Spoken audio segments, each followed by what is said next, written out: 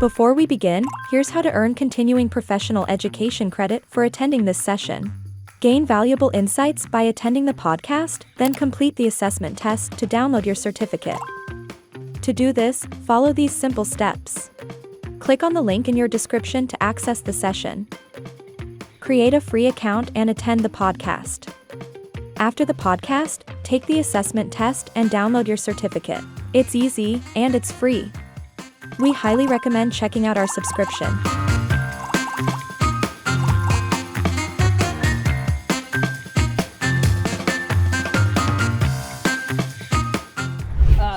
So it's all of that evaluation is all tied to performance, right? So what mechanisms do you have in place to be able to capture, assess, and evaluate the talent at CBRE? Yeah, so we have a tool that we call Talent Coach. I don't know the underlying software, to be honest. It may be an Oracle software. I don't think it is though. But like most companies, you input your goals, and that's all well and good. But for us, the biggest factor is tracking against those goals frequently, right? I would say minimum quarterly. You want the employee to be inputting into the tool what the progress is. We've got a little slider bar that shows kind of percent progress. You can upload attachments, etc. And you want the manager to also be inputting, say, hey, John did a great job with this assignment. The client gave a lot of kudos about it, and doing it more in real time, because the last thing that you want is any surprises at the end of the year, right, with the performance review process. And so, we expect people to be in that tool frequently. I mean, not daily, right? I mean, you don't have progress against an annual goal on a daily basis, but, I'd say at least quarterly. And then we have, of course, a performance rating, 1 through 5, 1 being basically did not meet any goals, 5 being wildly exceeded expectations. We have probably more of a what's not distended bell curve, but a skewed bell curve towards the 3 and the 4.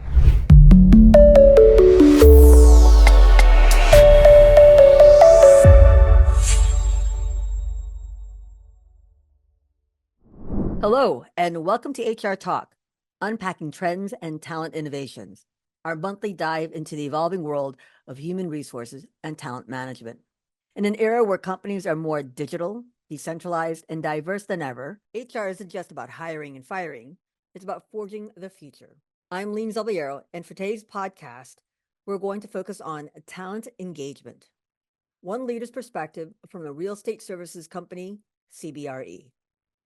With us today, we're fortunate to have John Richard, a senior managing director at CBRE, where he's worked for almost 20 years. John has had many roles at the company, from real estate transaction management to corporate strategy, and to the regional account leader for a large account in the energy sector with over 300 people. In his current role, John is responsible for client relationships, growth and strategy for CBRE's fast-growing energy and resource sector. John currently lives in the windy city of Chicago with his wife and 2 teenage children. A quick disclaimer: the opinions and comments expressed here by John Richard are his own and do not represent the views or positions of CBRE or its affiliates. With that, let's get started. Okay, John, thank you for agreeing to be on our podcast.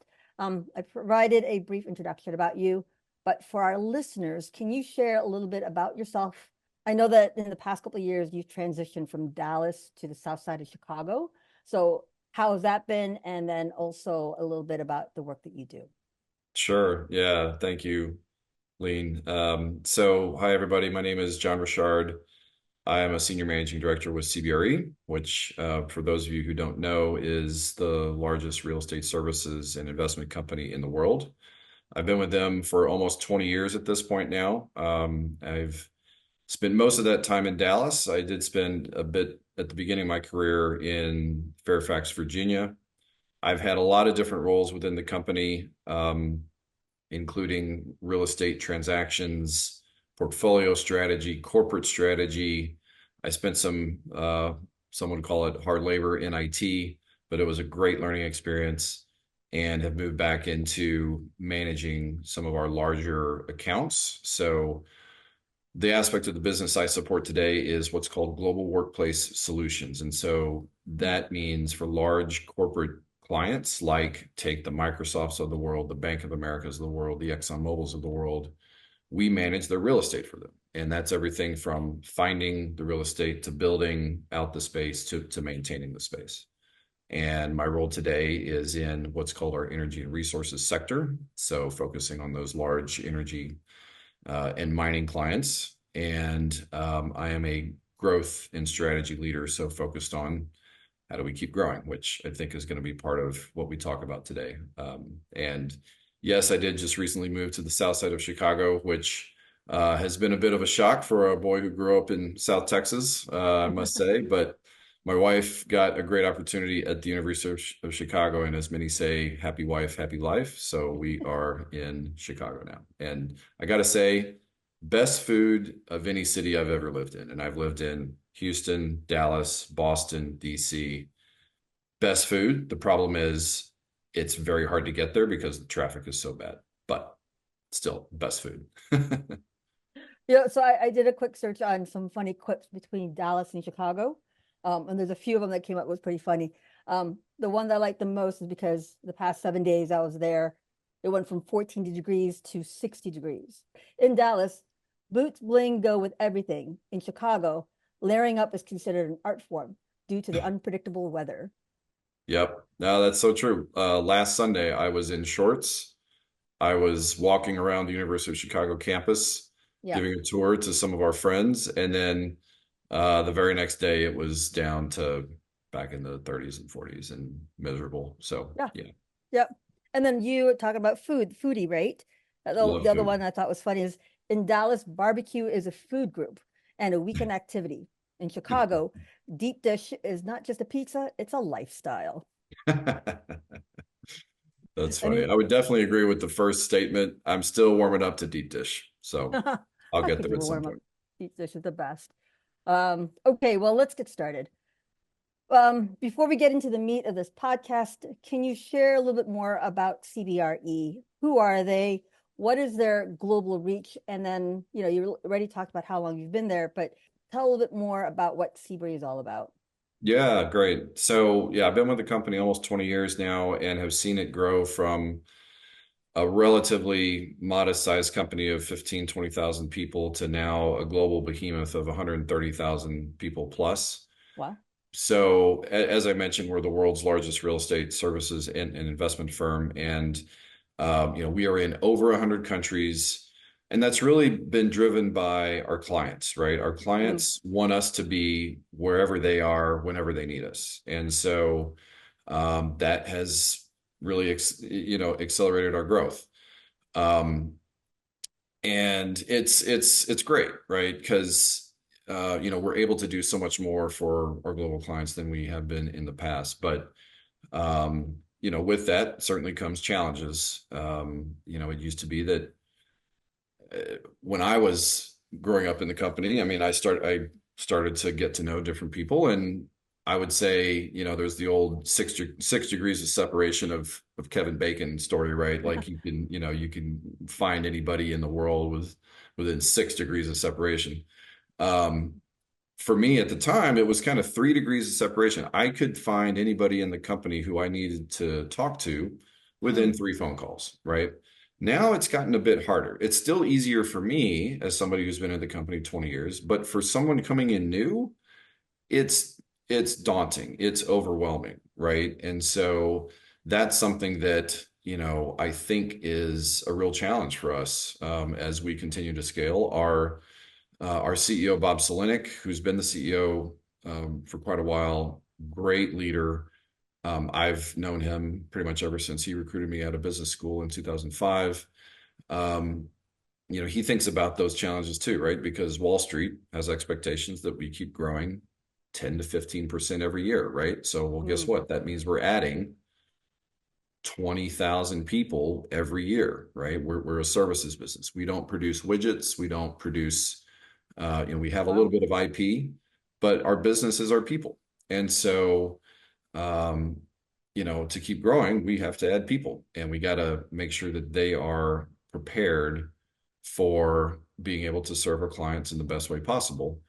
And that includes all the different services that we offer from, as I mentioned earlier, the find, build, maintain part of our portfolio, part of our services. Um, and it's getting harder and harder to know all the experts in the company who can bring that expertise to our clients. So that's where we are today. We certainly want to keep growing at the same pace, but we've got to be able to. There's a saying, what got us here won't get us there, right? And Right. I think we're at that point where we really have to think long and hard about leveraging new technology, right? Leveraging AI, leveraging obviously Zoom, right? We're on Zoom. I mean, that's been a big help in us connecting with people globally. But we have to keep evolving. We have to keep thinking about what ways to do things differently. So. Do you want to earn CPE credit? Take this course of My CPE to earn free credit. Click the link in the description to get started. Well, that's a great transition into the question, and what you kind of attuned to is the idea of the challenges. So share some of the primary challenges in managing such a large company. I mean, you're saying in 100 countries, right? So being able to retain talent on your team, what is that like, and how do you manage that? Yeah, so I'll talk about it from the standpoint of, our global workplace solutions business, which, and just to be clear, so within our company, we have three main lines of business. One is real estate investments, right? We have $150 billion under management of real estate. And that's a very small team. That's a very specialized business. I mean, you can think of your Goldman Sachs of the world, big asset manager, Blackstone, right? That's a very specialized kind of niche business. Then you have advisory, which is like most people, if you drive around a city, you're going to see billboard signs up, green signs with CBRE building for sale, right? That's typically our advisory business. Brokers, right? And then global workplace solutions, we have a lot of kind of senior managerial employees, and then we have a lot of technical employees. So we have about 70,000 of the 130,000 people. I'd say 50 plus thousand are technical services employees, right? So maintenance technicians, building engineers, and so they have very different needs from our managerial staff. So, and again, when we had maybe 5,000, maybe 7,000, the needs of that group, we could serve them in a different way than you can when it's 50,000, right? So we've developed what we call, facility management academies, technician academies, where we're training those people to accelerate their careers, right? Get certifications that are known within the industry, be a destination for talent among that group. And that's that we're starting to see benefits from that. We do have in the industry in general, there is a coming talent crunch because you've got this bifurcated talent pool. You've got an aging workforce, right? Many older technicians that are about to retire, and you've got this gap. And so we're trying to bring in younger people who are going to trade schools, community colleges, et cetera, trying to build relationships with them to show them that CBRE is a viable pathway for their career.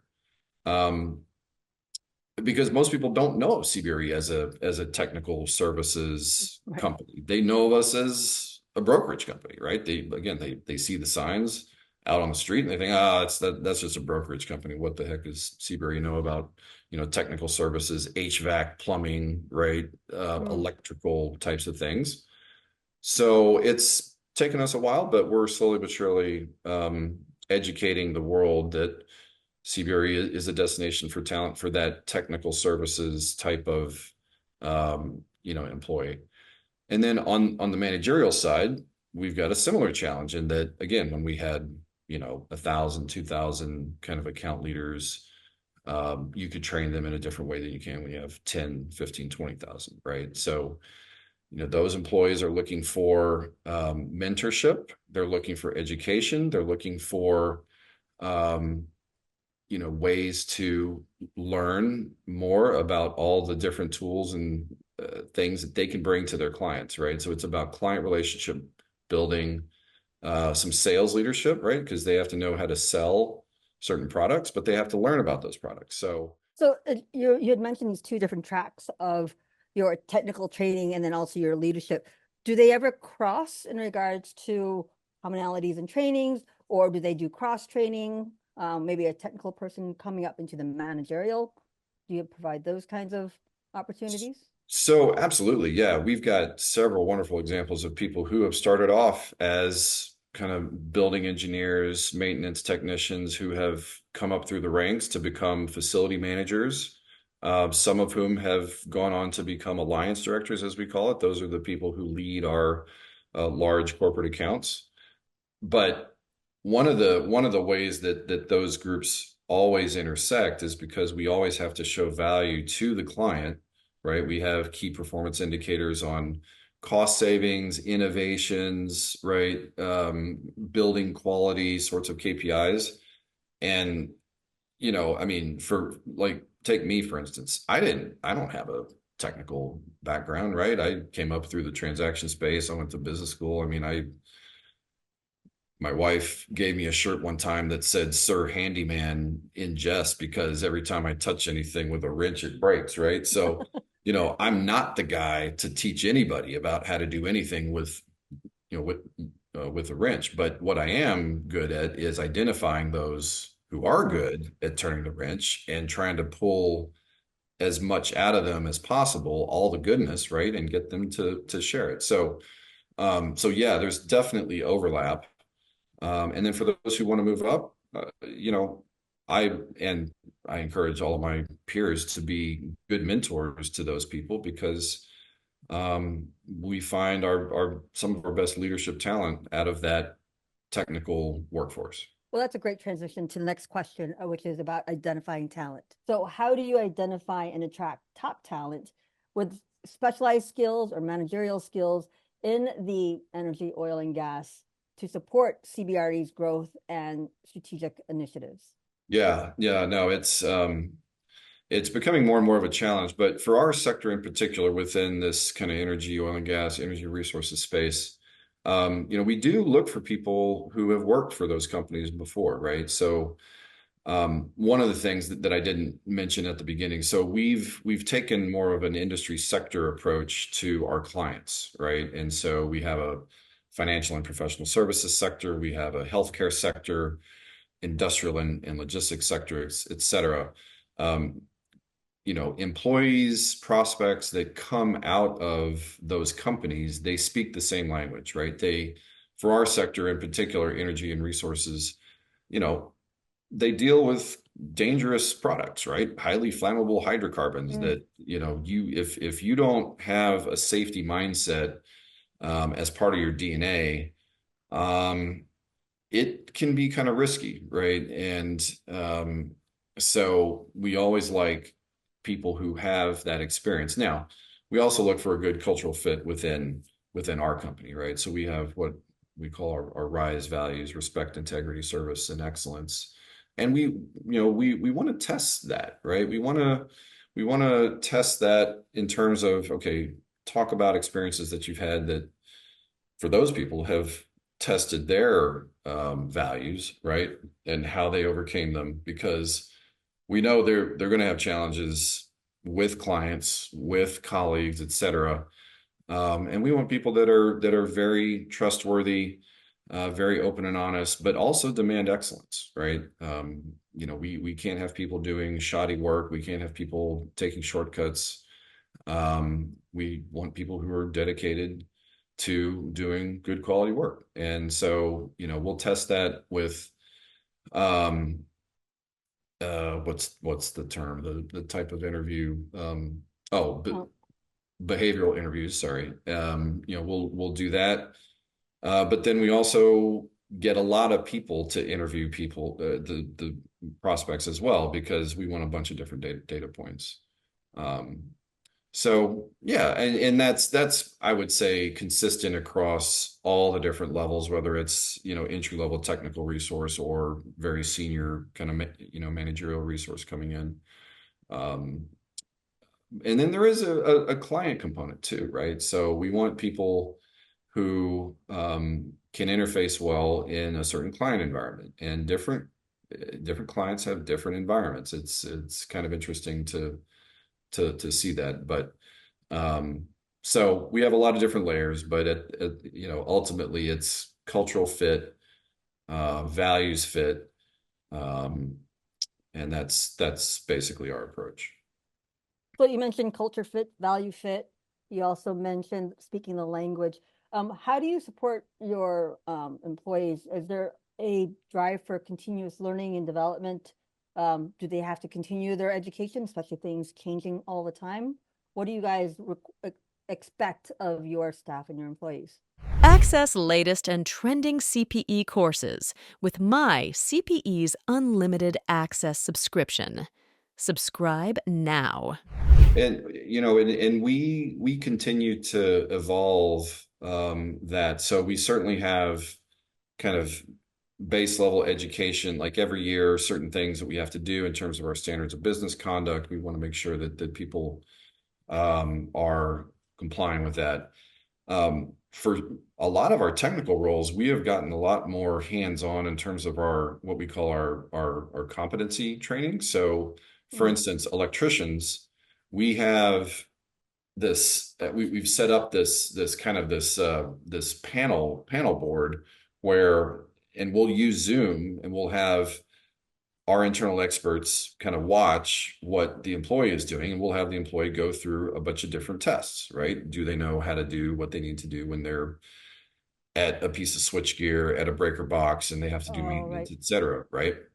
So we've got things like that. We've got other safety competency verifications around things like using lifts, right? So there's these man lifts. You've probably seen them out where you've got a guy kind of in a little bucket and he's maneuvering around. All right. We want to make sure that everybody is trained on how to use that properly, how to lock it out. So that's one area in terms of training, in terms of the technical workforce. In terms of the managerial workforce, I don't know if you've heard of the ILM kind of learning management system. It's different levels, 5, 6, and 7. I think it was primarily started in the UK, but we're sending a lot of our employees through that now. And a lot of it is kind of introspective, kind of learning more about yourself, kind of where your weak points are, to allow you to then recognize that and then move forward. But yeah, we're doing a lot more than we used to. And again, I think it's all about trying to raise the level of consistency across all of our employees, right? Because we would have we'd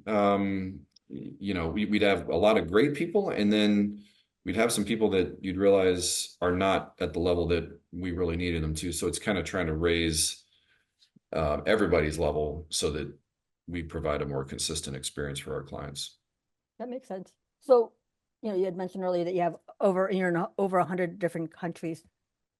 Let's talk a little bit more about that kind of space. What strategies do you employ to foster the culture of innovation, collaboration across geographies, and even the functional lines at CBRE?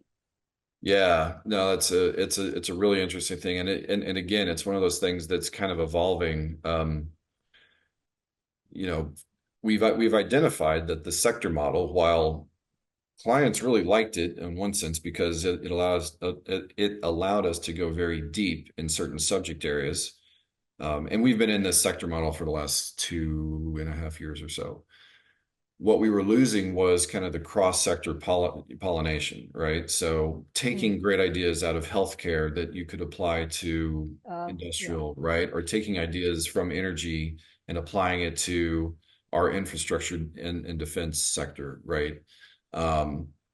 So now we're creating more innovation councils There are some already that are actually working really well in the different regions. So we have regional kind of innovation networks that meet regularly. You have ways for employees from all accounts and all sectors to, submit ideas into kind of this big funnel.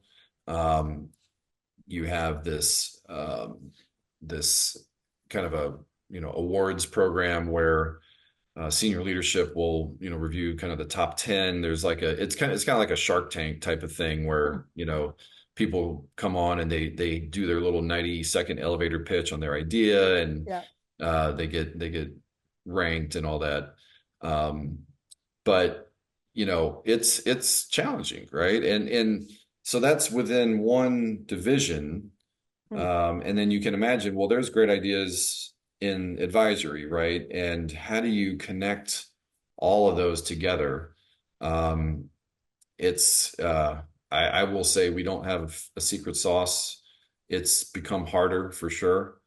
But the other thing we do is we try to, uh, you know, every once in a while, and it's not cheap, but we try to have in-person events where people can connect. And I was just in Phoenix at one, a big client institute, as we call it, and it's great for our clients, but it's also great for our CBRE leadership team because we get to connect in a more relaxed setting, not on Zoom, right? And we share ideas, and that spurs other brainstorms. And so, but you can't bring thousands of people together that often. It's just too expensive. So Well, how do you get that balance though? So where you're still trying to explore those innovative ideas, but then still maintain that cohesive culture in the company across what 13,000 employees in 100 countries. How do you try to? What is the consistent culture of CBRE? yeah, well, I mean, I think we are a very collaborative company, right? And that's been the way ever since I joined. I mean, people genuinely want to help you when they feel like they have something to offer. A lot of people in a lot of different, and we've got all these different subject matter areas, from workplace strategy consultants to labor analytics consultants to of course our brokerage teams that I mean are the experts in their real estate markets, right? And when you reach out to somebody with a problem that they feel like they can solve, I mean, they are very adamant about helping you think through that. How are we going to present it to the client? What are their pain points? What are the challenges with presenting it this way? Should we change it? Should we tweak it, this, that, and the other? I mean, that's been a consistent part of our culture ever since I joined 20 years ago, right? And it's been nice to see that hasn't changed. I will say, if that had ever changed, and if it changes in the future, I probably would think about leaving because it just, for me, it makes getting things done at our company so much easier, right? Right. So, you know, that is, I would say that is one of the, and it's kind of funny, right? Because I've seen a lot of other company value acronyms out there, that some of which have collaboration in it. And I'm kind of surprised that our CEO doesn't want to add a C in our RISE values, because he talks about that a lot. He talks about, continuously improving the collaboration of our company. So yeah, I think that's one thing that we, as I think about it, I come back to, is just our ability to collaborate for the benefit of our clients is very consistent. Yeah, if you added C to your rise, it becomes cries. It may not actually work really well. So that would make sense, right? Right. Yeah. Probably not going to add the C. Yeah. Um, Well, you and I have talked about succession planning on various occasions. So let's talk a little bit about succession planning. How does CBRE ensure that qualified internal candidates are ready to take on leadership roles within this large global space? yeah. Yeah. It's a good question. And it's one that we, again, similar to my original statement, what got us here won't get us there, right? But Yeah. we use a six box, right? So we've got a six box methodology, which I'm sure everybody on the call knows how that is used. They may Um, not. So if you could get, some people may not know what 6 box. Can you explain what a 6 box tool is? oh, sure, yeah. So if you think about it, kind of a 2 by 3 grid with in the upper right are kind of the high performing, high potential people. On the bottom right, you have high performing, I wouldn't say low potential, but not interested in kind of moving out of their current role. And then as you move back towards the left, you've got bottom left, kind of low performing, low potential, and you can kind of figure out how the rest gets filled in, right? So we assess all of our, I would say, more kind of senior leaders on accounts and up every year. We talk about talent all the time, right? Because that is, I think, as I mentioned, right, we don't make widgets, we don't have IP, we have people, and our growth is only as good as our people. So always talking about, what are, what types of clients our different talent would be a good fit for. And are they, what sort of experiences do they need to kind of round them out if they want to progress through the six boxes to get to that upper right quadrant? What things do we need to do? How do we make their career trajectory intentional? And yeah, it's a continuously evolving process, but one that is critical to our success with continuing to grow. So So what's your criteria for identifying high potentials?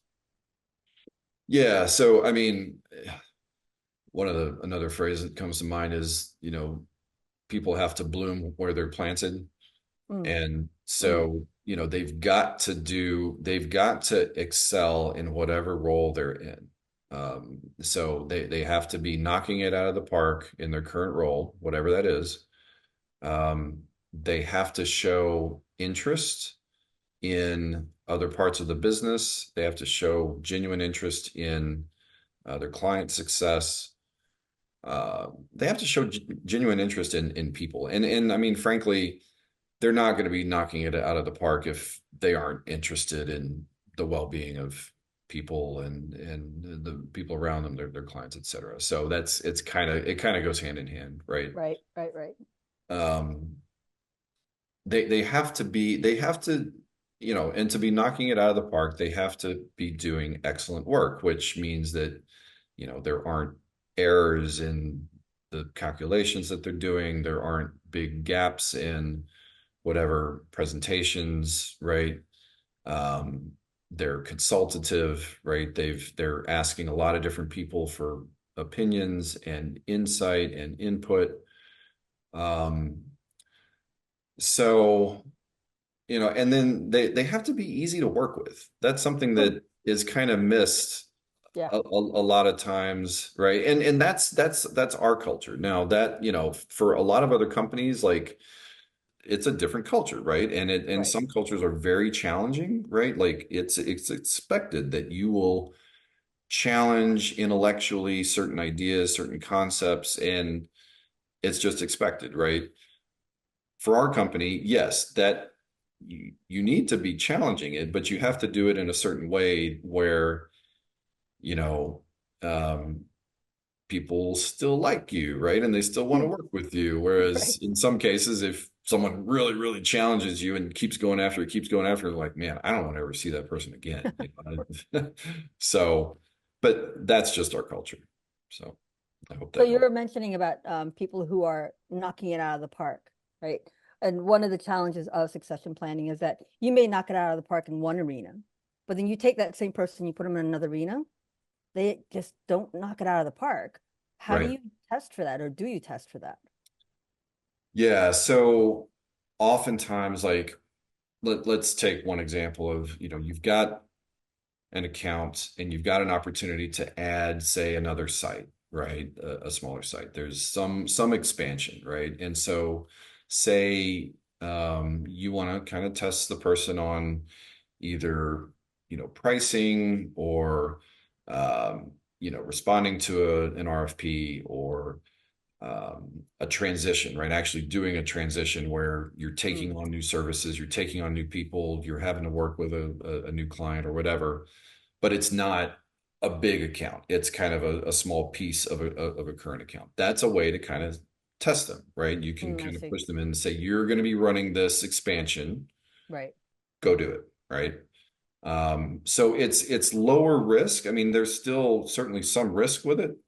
There's a But those are safety the net. types of things that, you want to test somebody to just see how they do. Yep.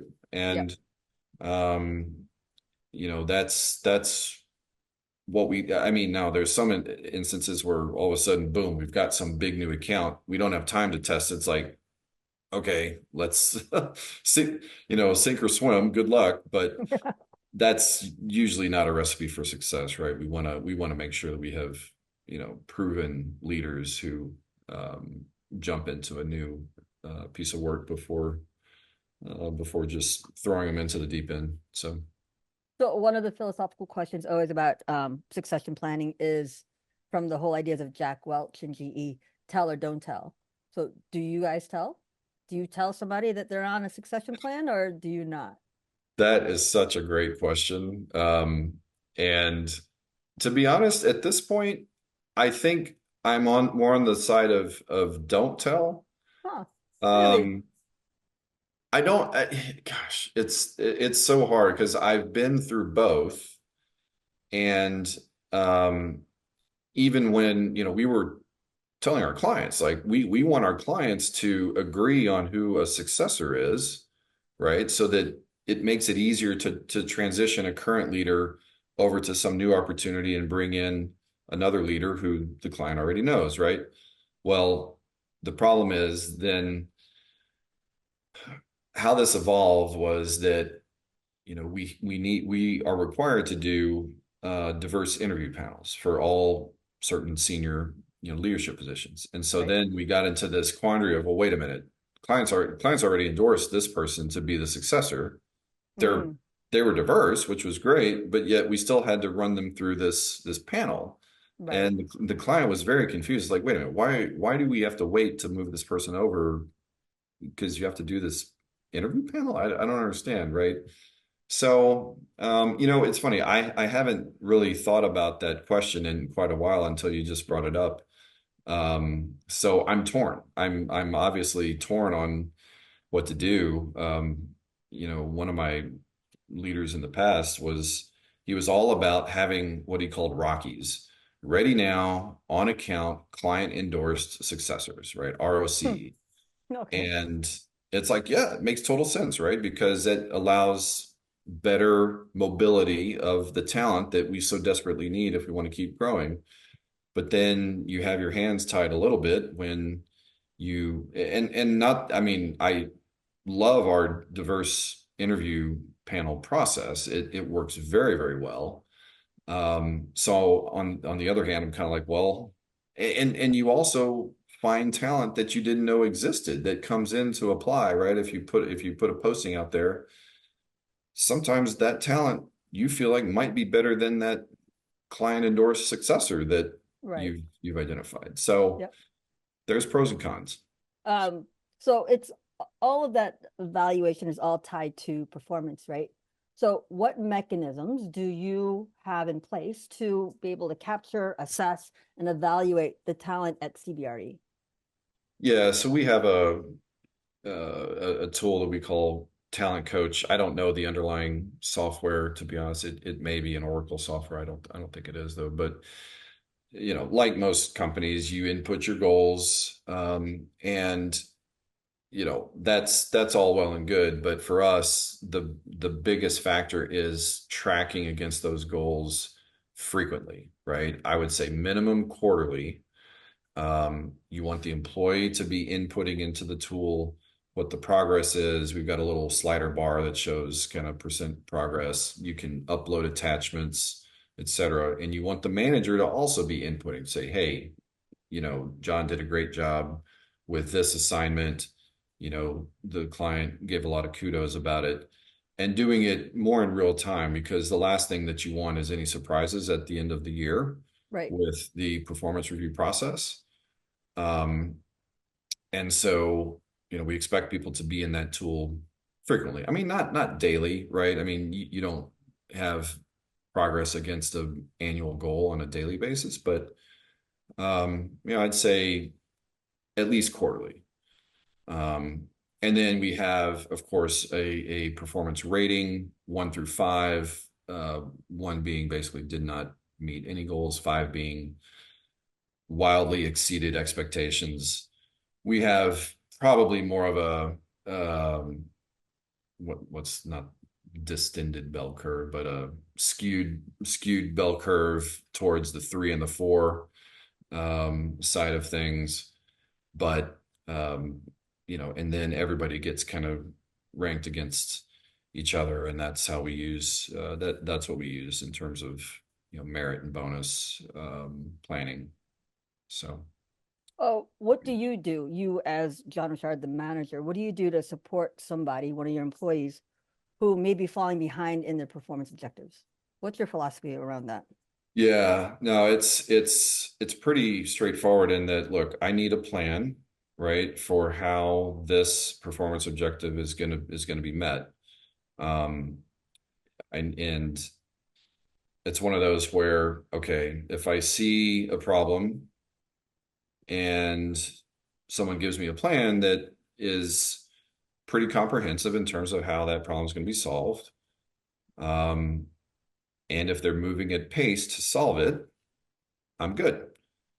If they have a plan but they're not moving at pace, and it's something where it's important for the client's starting to see it, I'm going to jump in and I'm going to be helping you, right? I'm going to be holding your hand, and I'm going to be making sure that we get what's needed for the client.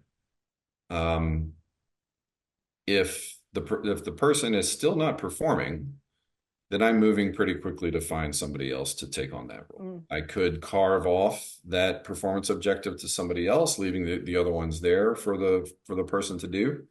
Or I may move more quickly to look to actually, replace that person. But it's in my role, usually the people reporting to me are pretty senior, and any deficiencies in their performance have big, ripple effects in terms of client satisfaction.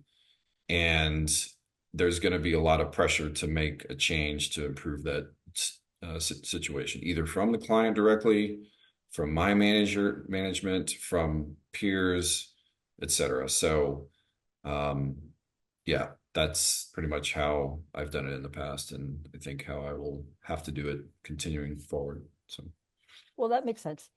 So I visited you guys, a couple of weeks ago. So we're going to move into more about remote and distributed teams. And so I know that you have a very lovely office and your home, which my mother tends to take over when we visit. So thank you, by the way. You had talked about your team and how important it is for them to meet their metrics. How do you manage and support remote teams, especially since you work remotely? I'm assuming they're working remotely. How do you do that, especially in this global nature? People are working at different time zones, your real strong drive for collaboration. What's your strategy around that? Yeah. So, we do have a lot of on-site teams. So when it comes to our client locations, there are people on site every day, right? Doing the hard work that they have to do. In terms of just information sharing, making sure that we're aligned on goals, we rely on technologies like this. It's kind of amazing how, I don't know what we would have done before Zoom. I frankly can't remember what we did before Zoom. I think there was that old, intercall system, right, with the conference call thing that you would dial in, and then you'd hear all the bleeps and the bloops and everybody joining, 100 beeps. But, that still doesn't replace FaceTime, right? Yep. So when I was in a prior role and managing a big account team in the Americas, I made it a point to get to certain sites 2 or 3 times a year, right? And hear from the employees, feed back to them things that we were doing to try to make their lives easier and better. Um, and just listening to their concerns, and just going to lunch, right? And just letting them talk about their families and the great things that are happening in their lives, and um, being a real showing that you're a real person, that you're not just some automaton kind of Talking head. talking head. Yeah. Right. Um, so that to me was always really, really important. And then being there when they needed help. So I mean, for several times, um, our teams in the Gulf Coast got hammered by hurricanes, right? Oh, yeah. And so some of them personally, they lost their houses or had damage to their houses and were living out of hotels and all this stuff. And so we at CBRE, we have a great foundation called CBRE Cares, and we were able to give those people some donations to help with living cool. expenses, help actually start rebuilding their homes. And I, personally made pleas to some of the people running those foundations to make sure that those people got their money. And you know so anyway, it's just leading with a what's called a servant's heart, right? And serve, to me at different times, it's, yes, I'm serving the client. In many cases, I'm serving the employees that are working for me, Nice. Yep. right? That's great. So So, working from home can also be challenging in regards to work-life balance, right? So, how do you ensure that you yourself have that work-life balance so that you're not overlapping your hours from the middle of the night, and also that your team is? yeah, I've kind of found my formula. I unlike my wife, who can sit at a desk for like 10 hours straight and not move. Um, I know I have to get up and move. I have to be physically active. I try to exercise, every day, if not every other day. Um, but I also know that some nights I'm going to have to be on calls with Asia. Some mornings I'm going to be on calls super early. And so I strike that balance, right? I'll work for 3 or 4 hours at a stretch, go exercise a little bit, step out of the house, do some errands. Um, and I encourage my people to do the same thing. I also, on my email footer, I saw one of my colleagues put this that said, my working hours may not be your working hours. Please don't feel obligated to respond to an email from me if it's outside of your working hours.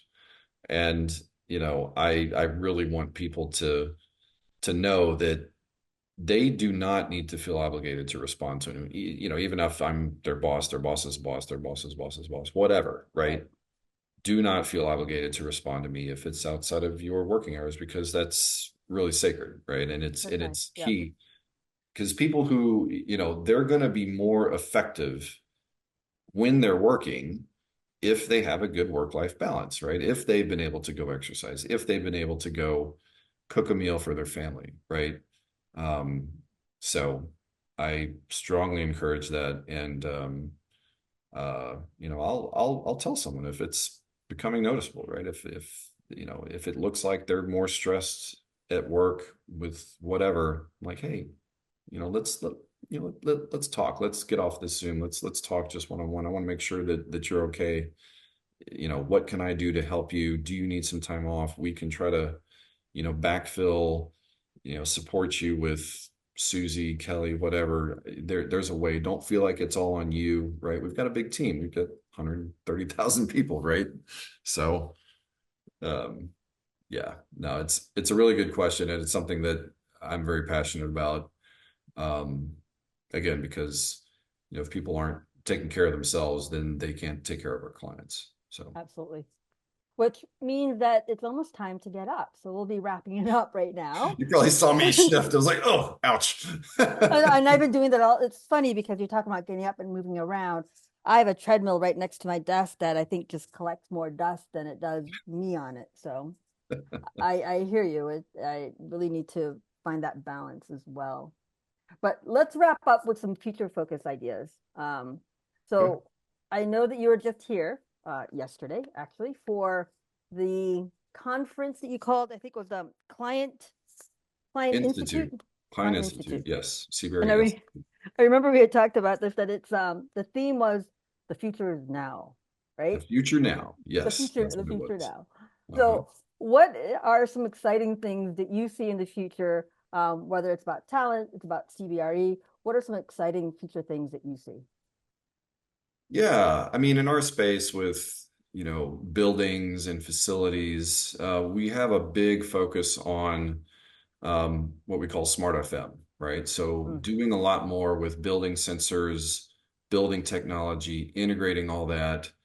And I think it's really cool for our workforce in the buildings, those technicians who are getting smarter about technology.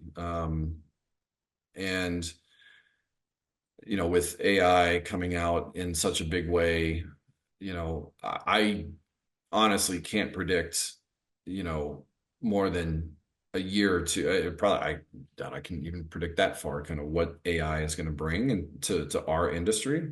right. But I know that building technology is going to really accelerate in terms of the benefits, what it can bring to our profession, to our clients, and that's a big focus area for us.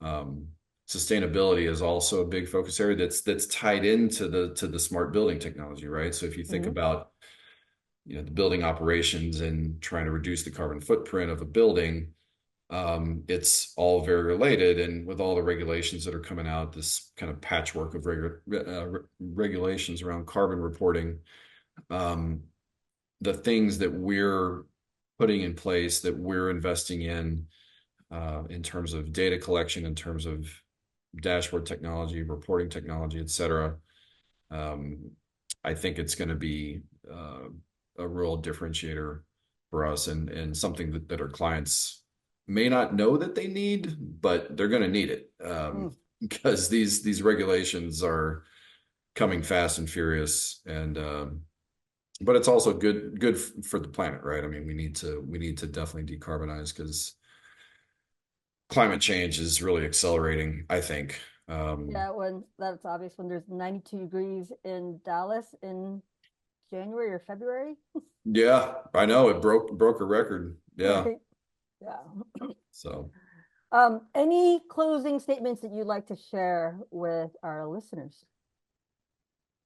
um, no, I don't know exactly the audience for this, but for people that are working in large companies like CBRE, and as you think about talent, really think about ways that um, you can kind of cross-pollinate learning, right? And do it at Mm, do it at a scale, or do it at scale. I mean, that's, to me, that's something that um, I'm realizing is frankly an inhibitor for our growth.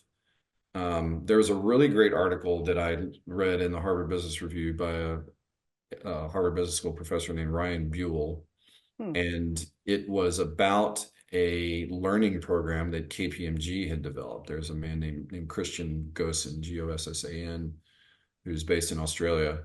They developed this game. They basically gamified learning, and they created a product called Globe Runner that helped, their 200,000 plus people learn about the company's offerings in a way that was kind of fun, right. So that's something that I'm trying to figure out, oh, could we do that at CBRE, right? We've done it in little fits and starts here and there, but I just found that to be kind of, my mind just exploded when I was like, oh, yeah, of course, that makes total sense. But anyway, coming full circle, for everybody, just think about better ways that you can educate your labor force, because, for those in a services industry, right? I mean, your assets are your people.